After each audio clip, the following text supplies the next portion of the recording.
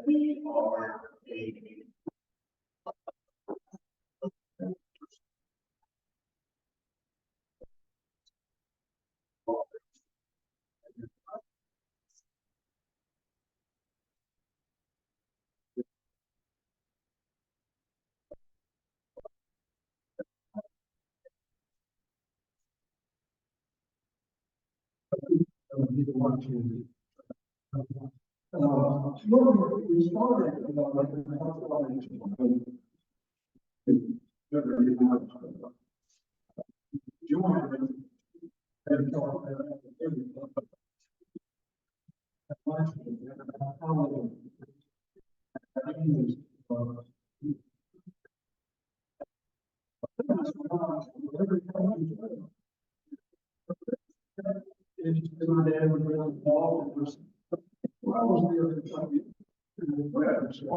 boring. So that sort of stimulated me to look at our situation. And we decided, not just me, but some others, we wanted to have a fundraiser. And we identified a couple of nonprofits that you may already know about that we want to help. But we want to have fun doing it. We also, that's sort of part of it, when we have fun, it attracts potential members too. They come to us. And so I also went around to other shrinking organizations or mainline churches. And so these mega churches are exploding. And, you know, there's 400 people at 9 o'clock service, what are they doing? And so I went to a couple of those. They had a couple of characteristics. One of it is kind of rock and roll music, and all ages there. Parking lots were full. They were shuttling these men. They're police directing traffic. So obviously they were doing some things that attracted a lot of people. One of which I became interested in. They just recently had, for 2 consecutive weeks, they had a camp for children that are in foster situations, in foster children. And it's no cost for families, and there's churches, the whole thing. So, anyway, we started doing it with responsibility, and I started looking at bands, kind of rock and roll from the 50s, 60s, and 70s. Music was a great experience for people. Some like to listen and have nostalgia. People like to dance, whatever. We found a good band, which is on that piece of paper in front of you. The next problem we were having, we looked around the Elks Club on the Millbrook in Bedtime as just a perfect situation. Lots of parking, a big long room, the stage, the end, the bar at the other end, and they have a disco ball in the middle of the ceiling. So we tried to get in there and finally we were able to get in. It's just a perfect situation. Well, the situation now, we've got, let me add this. Having contracted with the band, we got rented the Elks Club index, they call it. Within 2 weeks, they're all paid for. Just donation is poured in. So it's free, basically, as far as the call. So what we've done is we're trying to have an event that people will donate by sponsorship, by ticket, $15. It's all there on that handout. All the money goes to these 2 nonprofits. And the 2 nonprofits, the first one is North Valley Ministries. They have a thrift store out in Strickland Road. It's so successful, all the profit is basically funding the entire operation. So when we give them money, they go out with that money, 50% and buy food, and they buy it wholesale. So they're very good in giving to people that are in need, that are legitimately in need. The other one, the health center, this lady actually came to our North Raleigh Club and made a presentation about what they did. They're down there in the problem. And at the end, we gave her a standing ovation. It was so moving. So we've never been before or since. So we chose them as the other organization that we wanted to support. Now back to the event, it's September 12th. It starts at 7 o'clock, lasts an hour and a half. It's a concert, band plays, dance floor. Children are invited. It's evolving. But, several people wanted to have children, so we're having children here also. There may be an ice cream truck outside. One of the biggest and early sponsors of Big Bear Roofing. There's a possibility there's going to be a big bear walking around shooting out teddy bears. Please don't shoot the bear, the human side. So we got to carefully, we don't know what's going to happen, but they're trying very diligently to get that bear together, costume. So we just want to have fun. We want to be up, we want to get experience, we want to be attractive, and then so what we have on your another thing's kind of surprising, where this lady, not even coming to concert, looked up an incredible website. And so that website can be accessed by this QR code, which is in the lower right hand corner. And I would suggest that maybe this club is not interested as a club, you may know people, you may have a group that you'd like to bring in. I know people have reunions, and I meet tomorrow with a lady who works at the Wake County Clerk's Office, and she's bringing some of the workers there. And so you all have the group, not Rotary, but anybody. They would like to tell the children that they would like to do. So once you take that and get in your cell phone, you can access the website, and but you can also ask them. The easiest way is to say to someone, "Oh, if you're interested, here it is. I'll just send it to you, text it to them." And so that seems to be the best way to get the word out. When you get on the website, if you look at it, there is a picture of bands and basically the same information here.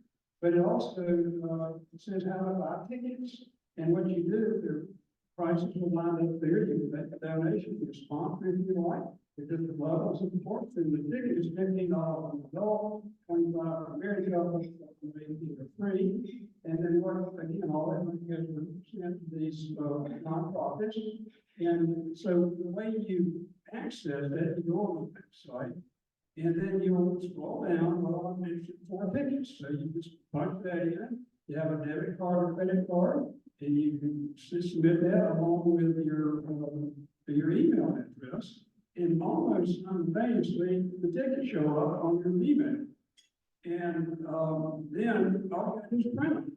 Now, I will tell you that, and again, it may not be anything the club do as a group, some of you individually maybe like to participate. Or bring the friends, relatives, maybe, whatever.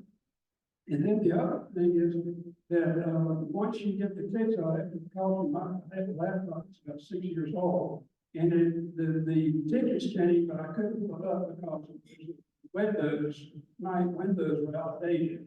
So I had to get my son involved, and he read that print and got one to show you if you'd like to see one. But at any rate, that's all there for you if you would like to join. You're having a social that night. It's just this event.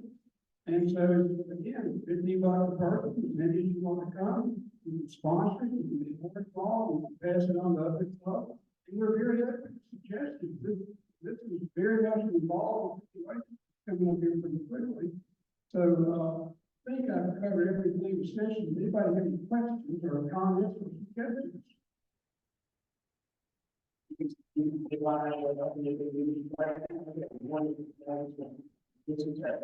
a great for now. It's all coming together for you. All right. Thank you very much, Ed. And so for our next section of this, we have some of our club business, some of the best business we do, starting with John Luke, and then Charles Bailey and Mike Brenner come up with John Luke.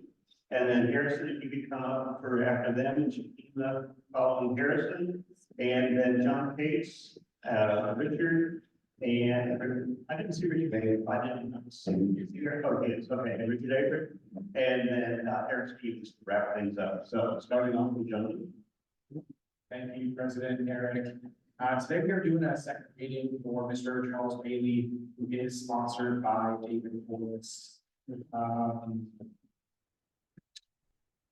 I just lost my train of thought. I love when this happens. Of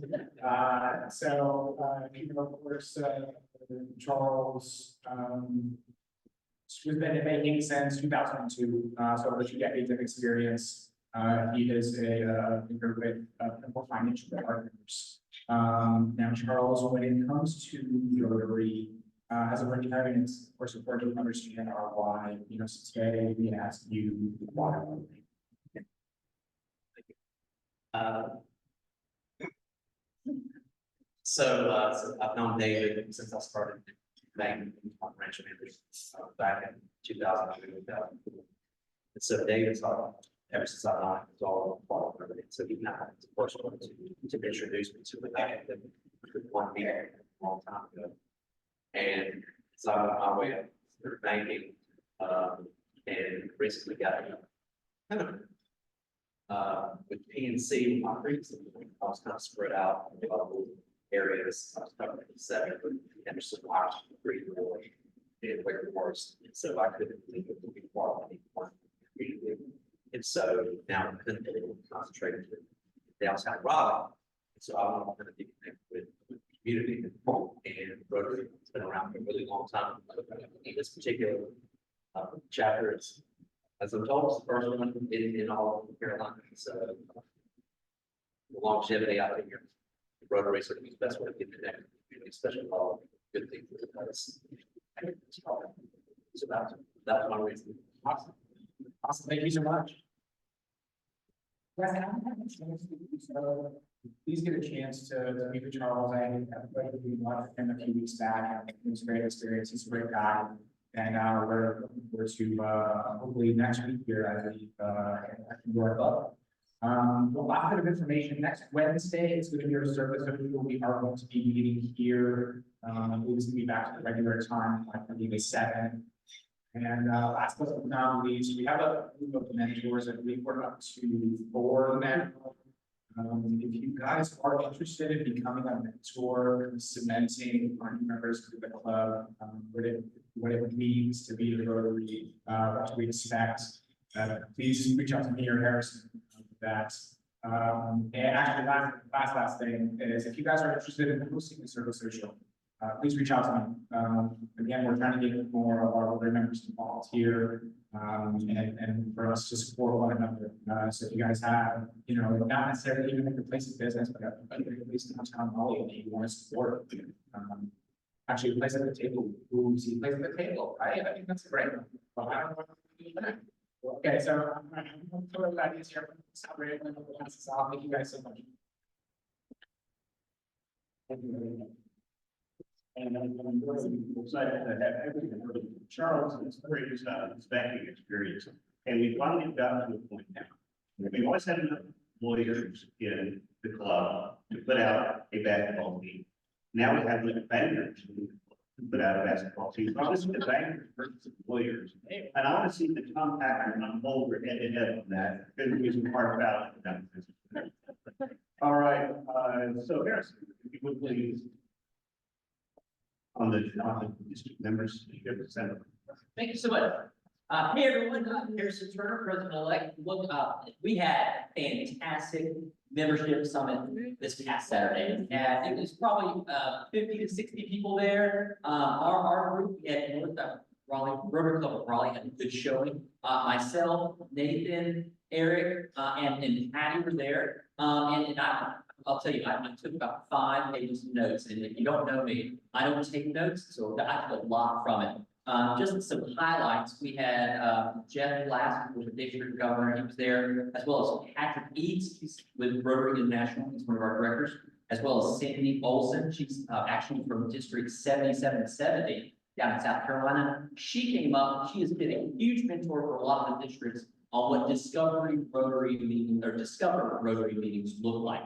We, I think, as a club have done 1 Discover Rotary meeting. That's going to be changing. But the entire day was about just a deep dive into membership. How do you and your club approach membership from the standpoint of your culture to Discovery Rotary meetings? How are you proactive? What's engagement look like? Retention, attrition, all those things. One of the statements that I took away from outside of our Discovery Rotary meetings, which we'll be implementing in, is Sandy, excuse me, that said, people don't leave Rotary, people leave clubs. And that spoke huge to me. Like, what are we doing as a club to keep our members? And you kind of highlighted this moment as well, Ted. What are we doing to be exciting, to get people to come in, have it as part of their week? So anyways, that's just a high level overview. It was a huge amount of information. And I will say, So for those who haven't been going to district meetings, there's one coming up in September. Please mark it on your calendar if you haven't done so. These things are full of information that deepen your understanding of Rotary, and then also allow you to tell others about Rotary work that way. So that's it for me. Great, thank you, Harrison. Harrison's been a membership director for a while, and as he mentioned, he's our president here. So talk about exciting adventure. Harrison brings that with him. All right, Shima has a couple of events coming up. So talking about Hackathon, and we do have a great opportunity for hosting a convention as well. Hello, everybody. My name is Shakima McLean, and I'm the chair of New Generation / Youth Services. I don't want people to get confused about the youth services, because it's not, the normal youth service. We're going to have different, that sounds much better, different programs underneath this umbrella. And one of the umbrellas, well, let me go back. Out of the initiatives underneath New Generation, we have the Rotary, we have Interact, we have Raleigh, and the exchange program. As you all know, it sounds like a lot for one person. But I'm here to introduce also, I'm so excited because for our youth exchange program, we have a young lady who came from Brazil. And we did have a number of volunteers that want to host their own for this young lady, and one of them we have here today. And this is Mr. Cates, and he's gonna introduce and tell us more about the exchange student, and I'll go back into the formal spell and the other initiatives that we have. Thank you very much, Shay. Yeah, we greeted Letitia, Danny LaGuardia yesterday afternoon at the Raleigh Rotary. Letitia is a beautiful 16-year-old girl from Brazil. Her mother is a forensic scientist, has a medical degree, and does forensics on criminal crime scenes and that kind of thing. Her dad is a baker, they have a family bakery, and he also has a farm, so she'll feel right at home with us since she's familiar with going to the farm occasionally. She is kind, she's intelligent, she speaks excellent English, and she has just the right guys to show her around Washington this week.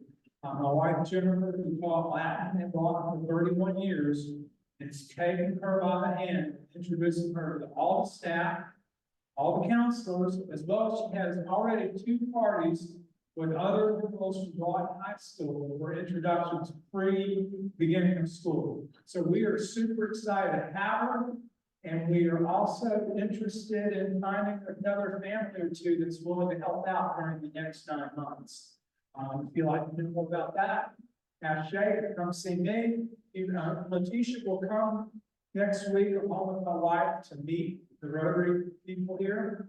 And I also did want to mention, Surrey doesn't look for a lot of accolades, but I was told yesterday by the person who runs the exchange program how appreciative he is of what Surrey's done to make sure that the exchange program is accessible to people that don't have the means to do it. And Surrey has sponsored a young lady, which met in the spring, who's with the Boys and Girls Club to go to Italy. She'll be leaving for Italy in a couple weeks. It's a great program. I recommend you get involved. It's a lot of fun and it makes a difference. And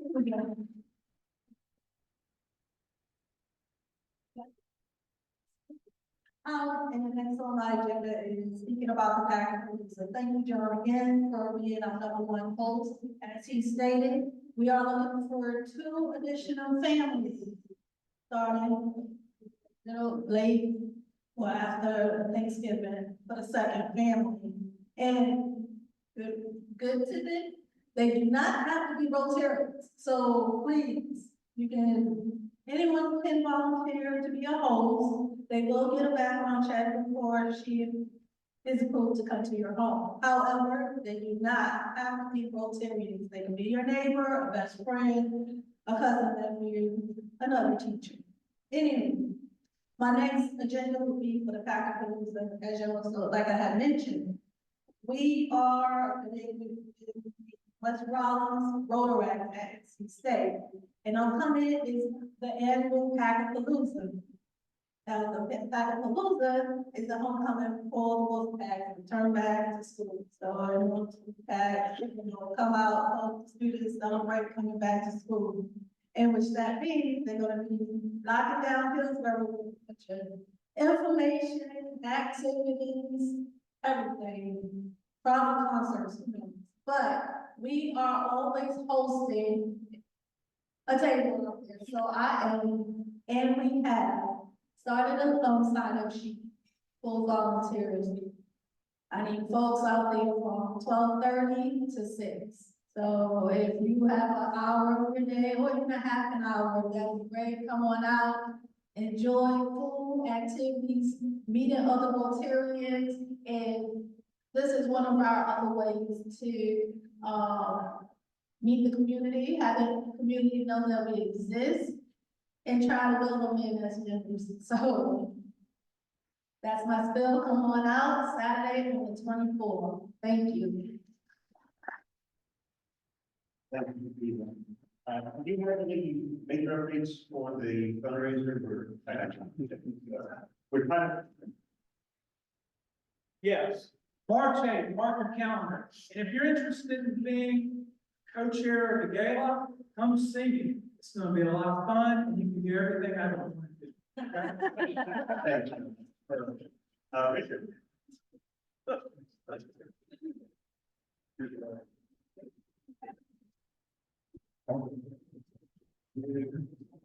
Hey folks, Richard Avery, your service chair. Last week, collecting essential items for No Woman, No Girl. Thank you to all of those who've done it so far. I'm still collecting, so you can go to Amazon link or I'll buy your office or place of work and pick up these items. Saturday, we're going to be going to No Woman, No Girl, sorting these items. Linda's going to send out a link later on today to see a few people from 10 to 12 on Saturday, and we'll knock the service body down. Thank you for your support.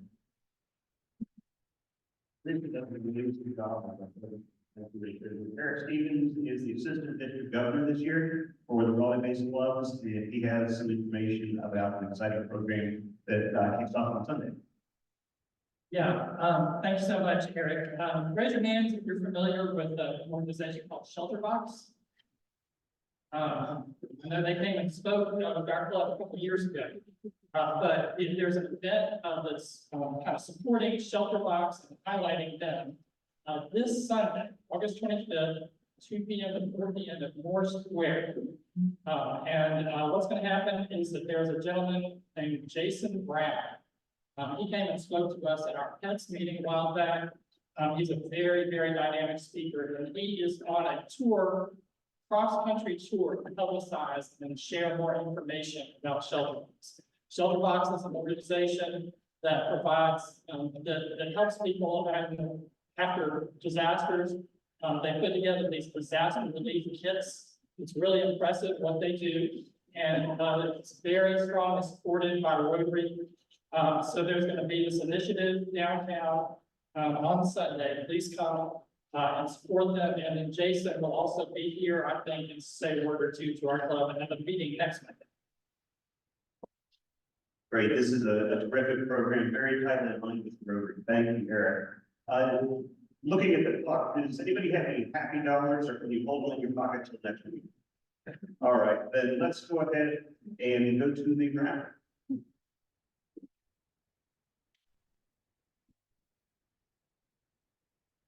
Okay, I think I mentioned today on the way here, I said I had a word I want to share, and that joy is found through generosity. So today, somebody's going to win some money. The pot went up to $160, so the winner will get $80.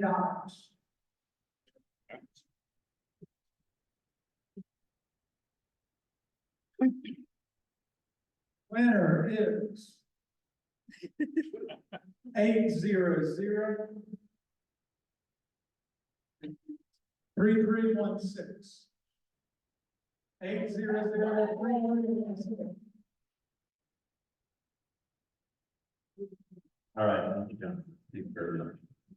Okay, so birthdays and anniversaries, David Forrest, who is actually on a trip right now, it's his birthday. Richard Johnson and John Luke coming up his birthday, and anniversaries. Chase and Julian Reed have an anniversary coming up. Our next meeting will be on the 26th. Lee Day is an executive at Red Hat, and coming in to tell us about that. We will not be meeting on Labor Day. And then a friend of Orit and myself, Professor Susan Sitka, who's a world-renowned expert on leadership, is going to be here. And he is, none of our programs are to be mentioned, but he is definitely not this. He's at the Future Business School, working there. And then we have a NASA person coming week after that, Tony Rice. He can talk about the deep space network. We've been listening to the signals that come from that.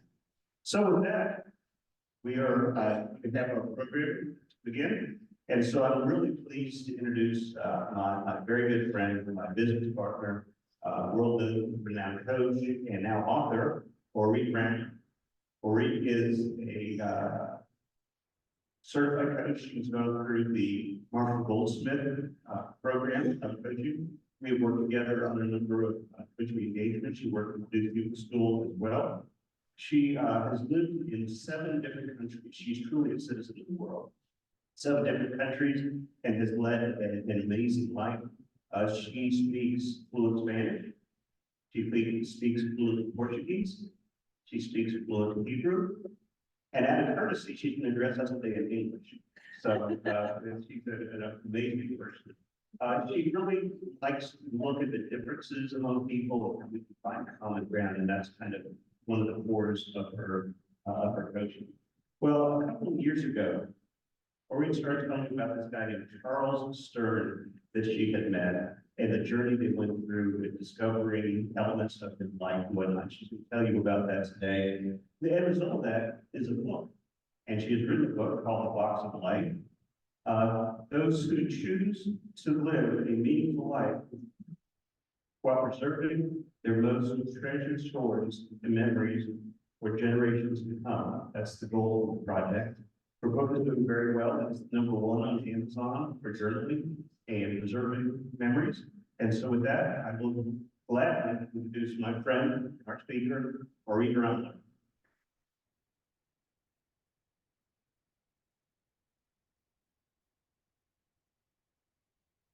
Thank you, and I remember when Eric brought me as a guest here a few years ago. I never thought I would be presenting my book. So what's the first thing that most speakers do when before starting a presentation? They ask everyone to turn their cell phone off, but no. I actually want you to take your cell phone and take a minute to send a text message to someone that you care about, but you haven't been in touch for a while. And just tell them, thinking about you, or I miss you, or anything simple that you want to tell them. I will give you a minute.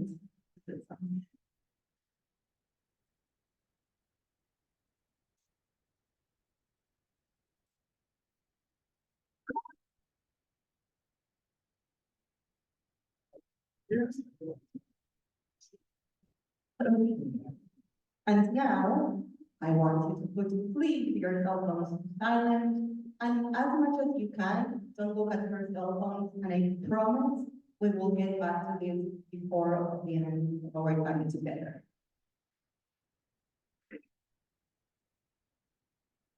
So I'm really delighted to be here with you today.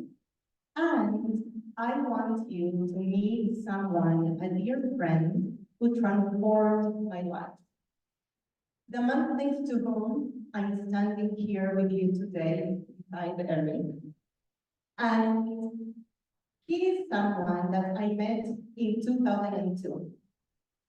Despite our 50 years difference, we became very, very close friends. We clicked. And our friendship was very enriching to both of us. So one day, this man, Charles Morris Stern, told me, Orit, I want you to write my memoir. My reaction was, you want me to write your memoir? Can you realize that English is not my first language? I'm not a writer, but you want me. It's not something I think I can do. But Charles was a very stubborn man, very stubborn. So at the end, he said, okay, I will come to you every other week. You will tell me stories and we'll see where it will take us. It was obvious that he wanted someone where he could share his life story. So as a friend, I said, okay, we'll do that.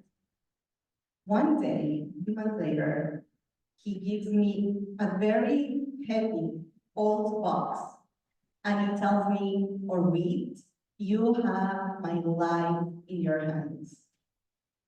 It was pouring outside. I remember the noise of the rain and me having this box because they asked me to take it home.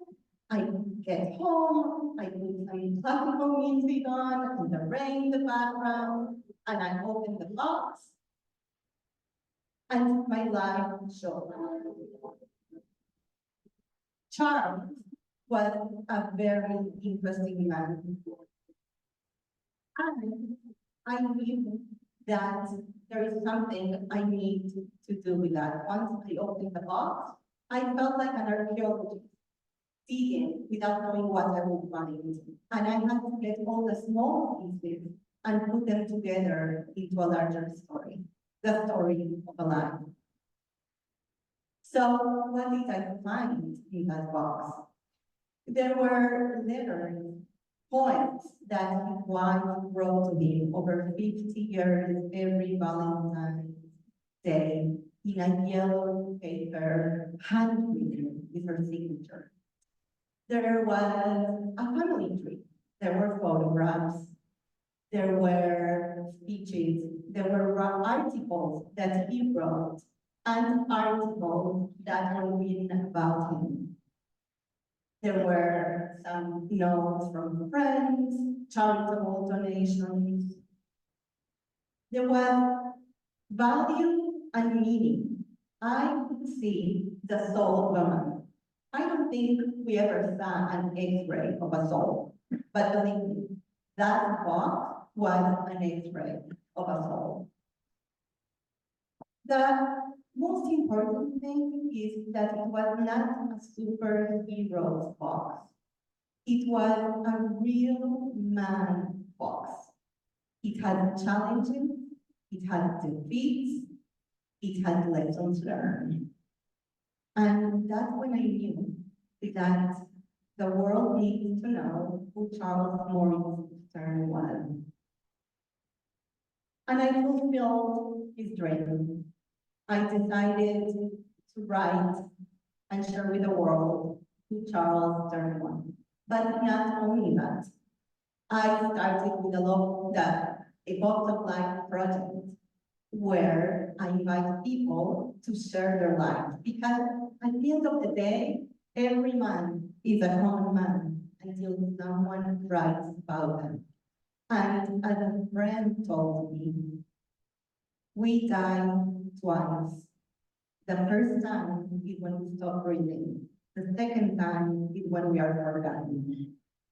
Someone who heard me say that, and that we die actually 3 times. Someone much younger told me when our social media accounts are deleted. The idea is that now you all know when you hear the name Charles Stern that there was an interesting man. But aren't we all interesting? All our lives have a story that is worth remembering. When I opened Charles' box, I immediately went on a nostalgic journey. And nostalgia, to me, is that bittersweet melody that puts a smile in our faces. That's exactly what I felt by looking into what I found into that box. And I would like us to do this a little bit interactive and to join me in the journey of what I found, what I felt when opening Charles box. So I want to invite you to think about a cherished memory from your childhood, from your youth. I want you to go back there. It could be an adventure, it could be a friend, or just a simple moment of joy. Relive that moment, feel the emotion, the sounds, the aromas.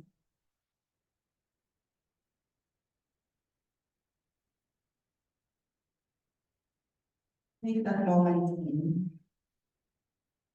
I personally went to my grandma's kitchen. She was cooking my favorite pasta, her homemade meal with tomato sauce. And I could smell and I could see it, and she was singing to me in English, her favorite songs. I'm curious to know if anyone can share what was that memory that you were transported to.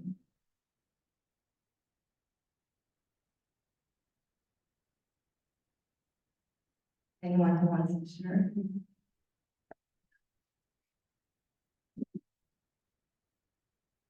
I went back to me and one of my neighborhood friends. I just remember this little LLC overall set, we were like 6 years old, playing in the leaves in my side yard. Just how the crisp weather and with my friends, that's what it brought me to. Thank you for sharing. And I encourage you later to share those memories, because you will realize that you have so many things in common that you don't even know about each other. Because stories are universal, and moments like the one you shared immediately took me to something very similar. And I'm sure that happened to me in the room. Thank you for sharing.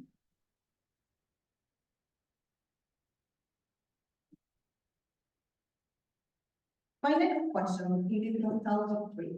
Raise your hand if you had never used one of this. There we go. Okay. Do you remember when we had to be in a public phone or wait for someone to be home so we can communicate? I remember when I was dating my husband for 33 years now, when we were 19 and I had to call his house and his parents and 4 sisters will answer the phone. I know how we survived that, but here we are. There are pros and cons to that, and just to think what we would tell someone about the pros and the cons of that time. I'm asking all of that because it's very important to preserve your memories, keep them well. What you forget, you can never retell.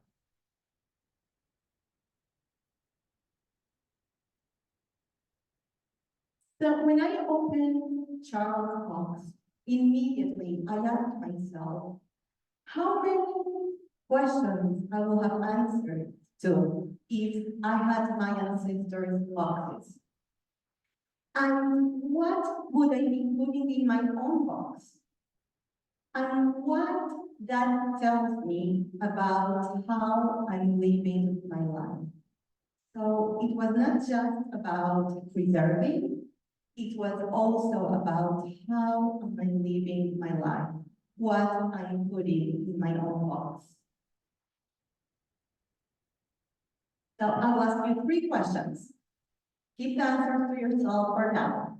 The first question is, do you know how your great-grandparents met? The second question is, do you know your grandfather's favorite book? And the third question is, do you know your parents' home first address? Now, I'd like you to raise your hand if you know the answer to the three questions. Do you know the answer to, the three questions? Very nice, impressive. If you know the answer to two of the questions. Very nice. And if you know the answer to one question. Very good. Eric, you know the answer to the three questions. Can you share briefly? Yes, my great grandfather was sheriff of the town in Oregon where they lived. And in that, my great grandmother, when she, had an interaction with law enforcement. My grandfather's favorite book was any book by Zane Grey. He was a outdoorsman in the extreme, a cowboy, literally a cowboy. He loved Zane Grey books. And my parents' first home was in Washington, D.C. I know the actual address, but you know. Good enough, thank you. Again, I encourage you to ask others about these questions because you will find many things in common that you have with each other.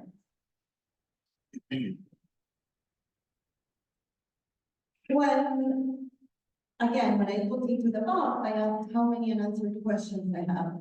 Raise your hands if there are questions that you would like to know about your ancestors that you don't know. And I want you to think if your descendants will know those answers about you. What are you doing? So the generations coming after you will know about your life. Are we doing the same thing that our ancestors did? And why it's important to remember the past, to live the present, and plan for the future? What happens if we forget? What happens when we don't know? How can we plan? Preserving our story has many benefits that we know. Connection, we connect minds and souls, we close gaps between generations. We preserve cultural heritage, traditions, values. We inspire with lessons, we teach, resilience, we learn. Stories keep the world going, and when we forget, there is no memory. And when there is no memory, there is no future.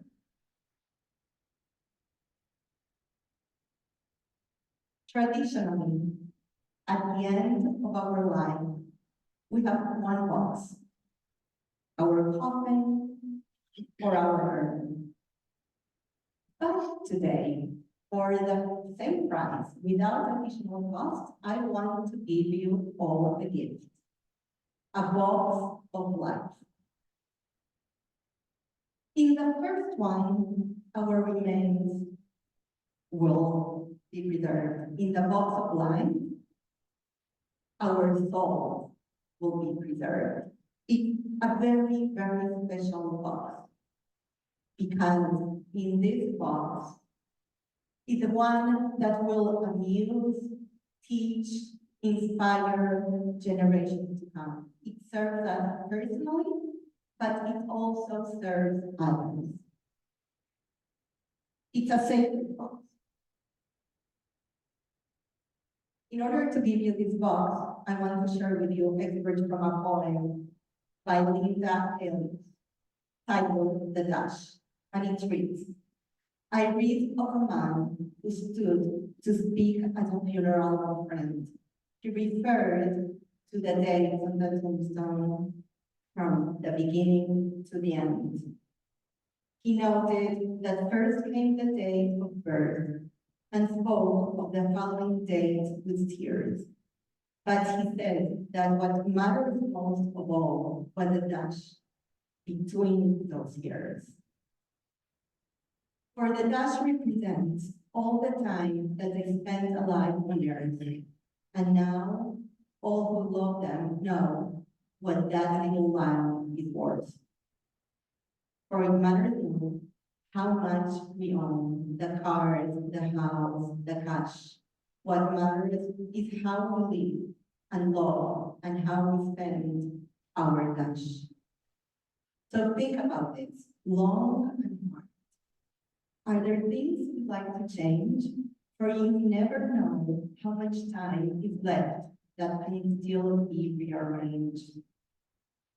So when your eulogy is being read with your life's actions to rehash, would you be proud of the things they say about how you spend your dash? That's powerful, right? In the narrative of life, what matters most is not the beginning or the end. Rather, that tiny little dash that is between the beginning and the end. And that's where the book of life and my book, A Guide to Living with Purpose and Preserving What Matters Most, comes into play. It's a box that encapsulates your dash. And it begs the question, how are you living your life? What are you doing with your dash? What people will say about you, what they will remember, what you want them to remember. And that's how a community of boxers has been created. And when I speak about boxers, I'm not referring to the sport, or to the dog breed, or to underwear. I'm speaking about people who started to put their walk of life together. I'm working with organizations, individuals, where we capture our dash. We think about what I'm boxing every single day. And I'm getting email from people, I'm boxing a day, I'm boxing a difficult conversation, I'm boxing a challenge, I'm boxing time with my kids, or with my grandchildren. And that community is a community that I hope you can all join. And I have 3 more minutes, 5, okay. So I will go very briefly. The box of life answers 5 questions that I found in every box. Who am I? That sounds a very simple question, but it's very complex. And ask yourself, where is the last time you asked yourself, who am I? How I'm living my life? What's most important to me? How do I want to be remembered? And what do I want to pass to generations to come? There is much more that I would love to share with you, but I want to leave a few minutes for questions. And I also want you, once you're done, to look at your cell phones and see if you got an answer to the text that you sent. Because that's part of your dash. It's small things that don't take more than a minute, but they make the difference. And that's what goes inside our box of life. Thank you. And I would like to open the floor for questions or comments. Anybody?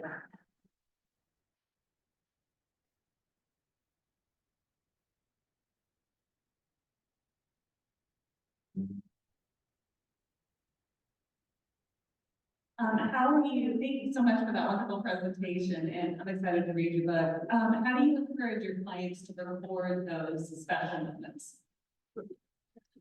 Okay, thank you for asking. And this is, so I encourage everyone to capture photographs, but in the cloud, we have so many that everything gets lost. So I encourage you to write down what that moment means, the feelings behind it. How many photos you all have from your grandparents, great-grandparents that you don't know who is there? Who is in that photo?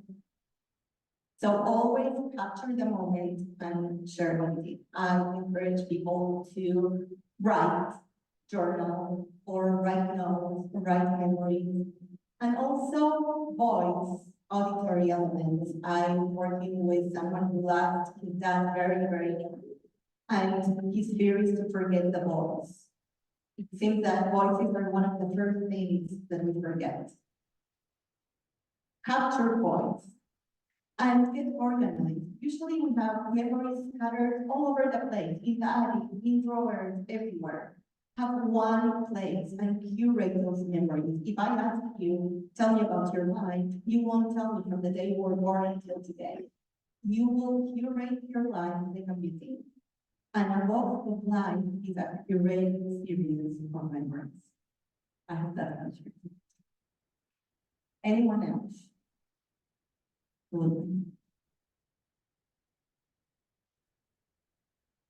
I apologize if I missed the definition of the dash, but I missed that, and I appreciate your explaining what you are referring to when you say the dash. Oops. I will show you the dash.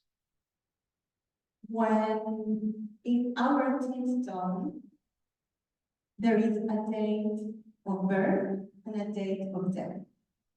But what's really important is the dash in between those dates, because that's the time that you lived. It's not the beginning or the end. Anyone else? Any other question? Insight? Any reaction? Oh, I have one more question for you. I'm very fortunate that I have a second cousin who started in the chronological history of our family, starting in the 1600s.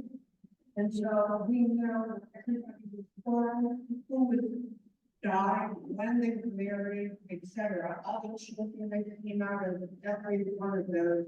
It's really kind of amazing when you read it. So I love that she's done that. It's going to give it to all of us. Thank you so much for sharing that. And I will encourage everyone who's doing something similar to include a story behind the names and the dates. Something about that person that will serve for others. Thank you again for having me here. And I will